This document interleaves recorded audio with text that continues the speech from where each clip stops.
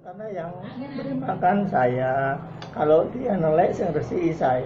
Iya betul. Berarti kan bature saya bukan dia. Apa itu? Nah, pada waktu itu lalu ketemu Tunani kan Pak Taufik.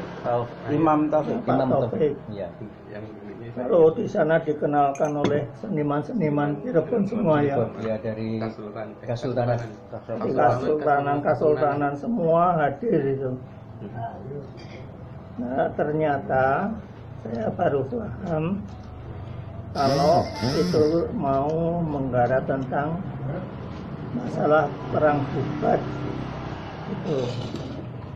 Nah tetapi ternyata orang Sunda sendiri sudah tidak punya data otentik tentang Bubat itu.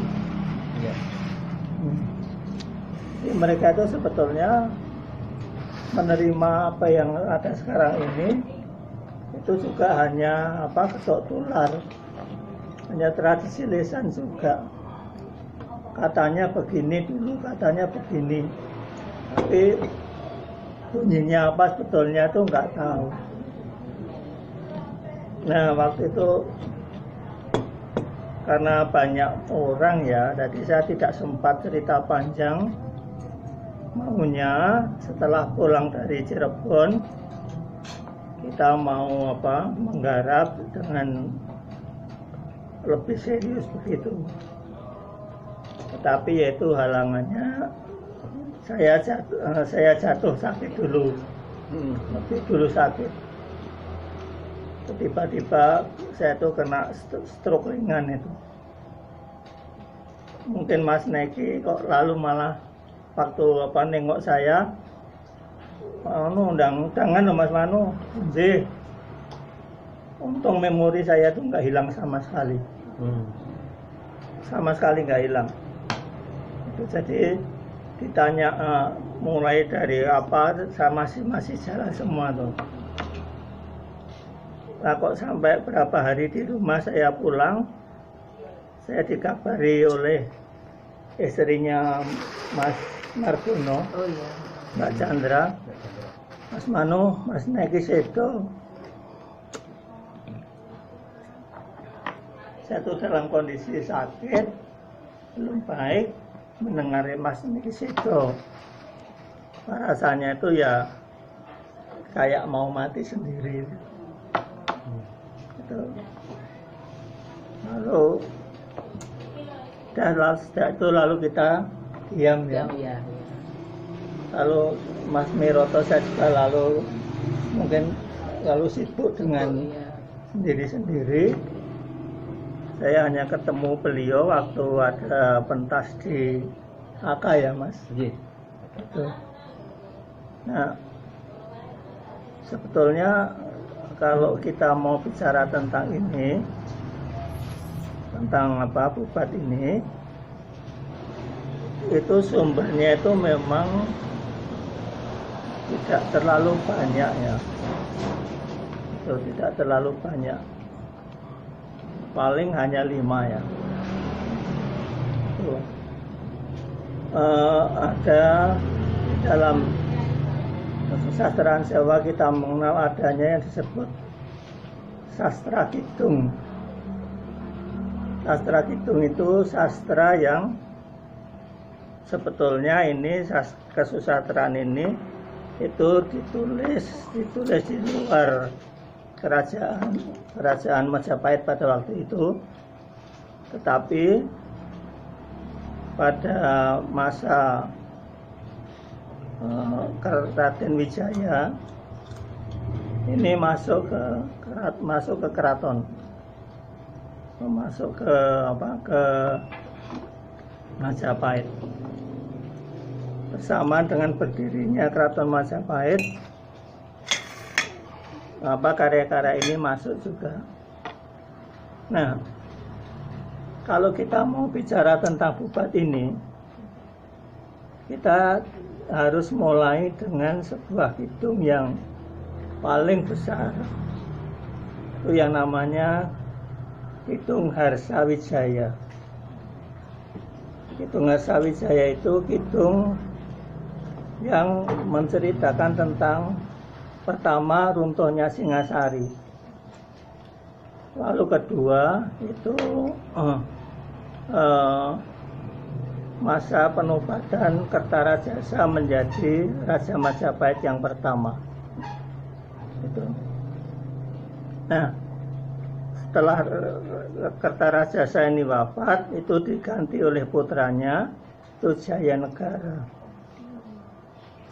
Tapi pada masa Jayanegara ini situasi kacau terus ya. Itu ada pemberontakan apa? Kalau orang sekarang menyebut itu pemberontakan ya. Itu ada Rakuti, Rasemi, kemudian nanti ada apa Sorandaka. Nah, ini nanti ini semua akan harus kita pakai. Kemudian apa Ranggalawe itu. Nah, akhirnya nanti kan Jayanegara ini kan terbunuh oleh seorang tabib yang bernama Ratanja itu. Lalu digantikan oleh adiknya, ini Pramudawardhana siapa? Tribhuwana Tunggadewi. Nah, sebetulnya bermulanya itu dari ini. Ya. Jadi sebetulnya yang menjadikan Majapahit itu menjadi agung besar itu Tribhuwana. Ini yang mempunyai Gajah Mada itu Tribhuwana, bukan Hayam Wuruk. Hayam Wuruk itu tinggal ngelinggui Krosokumar. Tetapi ibunya yang hebat sekali, Tribhuwana. Jadi yang mengajar apa tentang ketatanegaraan Gajah Mada ini adalah Tribhuwana. Itu yang mengajar apa kitab Arta Sastra, kemudian Manawadharma Sastra, Kamandaka. Ini semua yang mengajarkan adalah Tribhuwana. Ini putri ini di samping raja, tapi dia itu di samping politikus, dia itu setengah Brahmana juga. Ini luar biasa putri ini. Kita tidak pernah mengekspos beliau ya. Dikira hanya putri-putri biasa, tapi ternyata bukan. Dia mendapatkan pengertian ini dari mana? Dari ibunya. Itu Gayatri. Kan istri Raden Wijaya adalah 4. Salah satunya itu Gayatri. Nah, ini Gayatri ini yang luar biasa. Dia yang langsung belajar pada para pandit pada waktu itu ya. Tumpu Santu Smerti apa itu dulu yang mengajar Gayatri. Gayatri menurunkan ini kepada Tribhuwana. Dan Tribhuwana inilah yang kemudian ini mengangkat Gajah Mada waktu itu masih pegel, dan dia berhasil menyelamatkan Jayanegara dari pengasingan setelah Rakuti itu ada konflik dengan Rakuti. Nah, akhirnya yang mengangkat ini menjadi Mahapatih itu adalah sebetulnya Tribhuwana. Itu jadi yang tahu betul tentang Gajah Mada itu adalah Tribhuwana. Itu. Kemudian setelah beliau itu katakanlah saatnya harus lengser, dia menjadi seorang seorang tapaswini ya namanya. Seorang kalau menurut orang Hindu itu kalau sudah dia tugasnya selesai, dia harus menyingkir dari keraton menjadi seorang tapaswini. Tapaswin ya, karena putri Tapaswini. Ini, nah, tetapi tempat konsultasi Gajah Mada itu pada Tribuana ini. Jadi ketika kemudian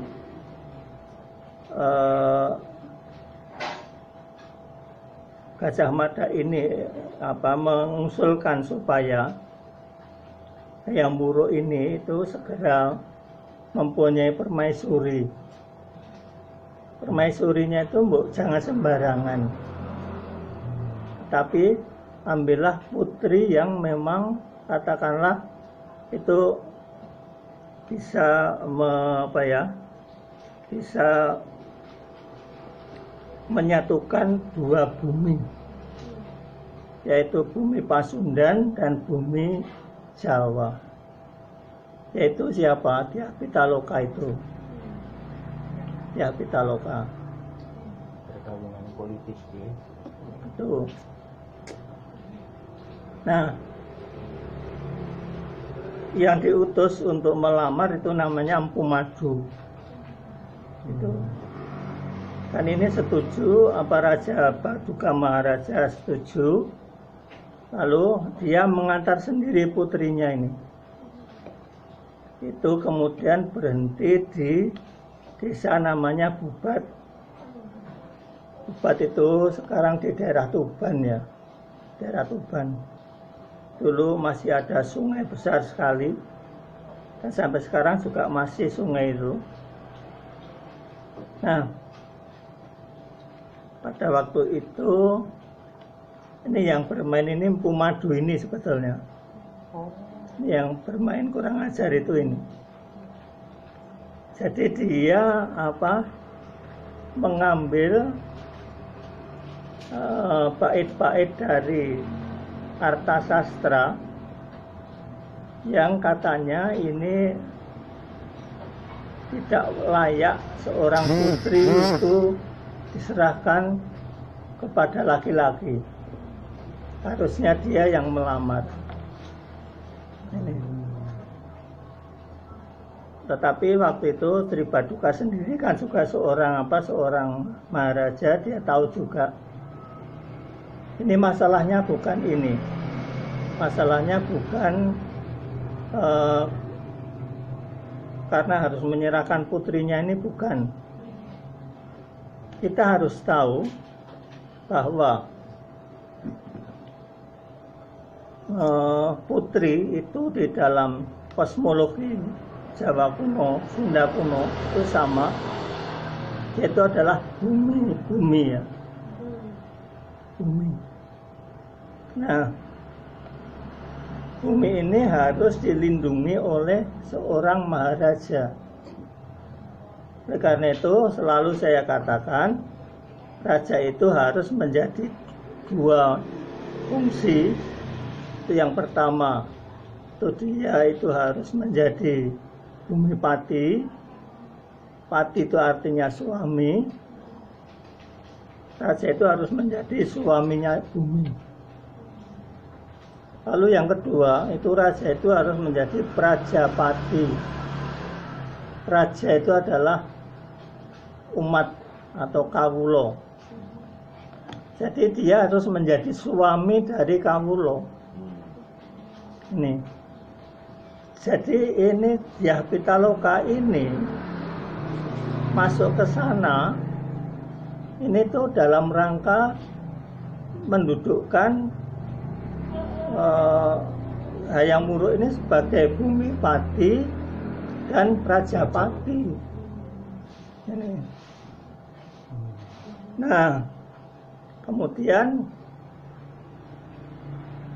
si Empu Madu ini itu kemudian bilang pada Gajah Mada, oh ini tidak layak kok ada kerajaan yang datang ke tempat ini tanpa minta izin, tanpa ada izin masuk ke wilayah, apalagi kemudian menempati di suatu tempat yaitu di Bubat tanpa izin.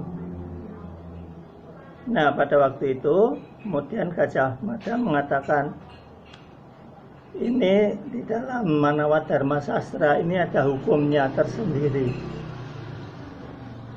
itu kalau raja-raja biasa memang seperti itu, tapi ini konteksnya dalam rangka Bumipati Prajapati tadi.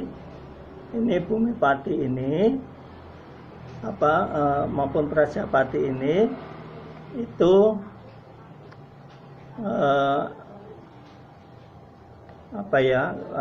dia harus memperoleh katakanlah itu penghormatan. Dia menemui Sri Baduga Maharaja itu bukan dalam rangka untuk mengatakan perang, itu enggak, tapi dia untuk mengatakan ini hukum-hukum ritual kerajaan pada waktu itu seperti ini loh. Tuh. Nah, yang dipersembahkan itu memang ya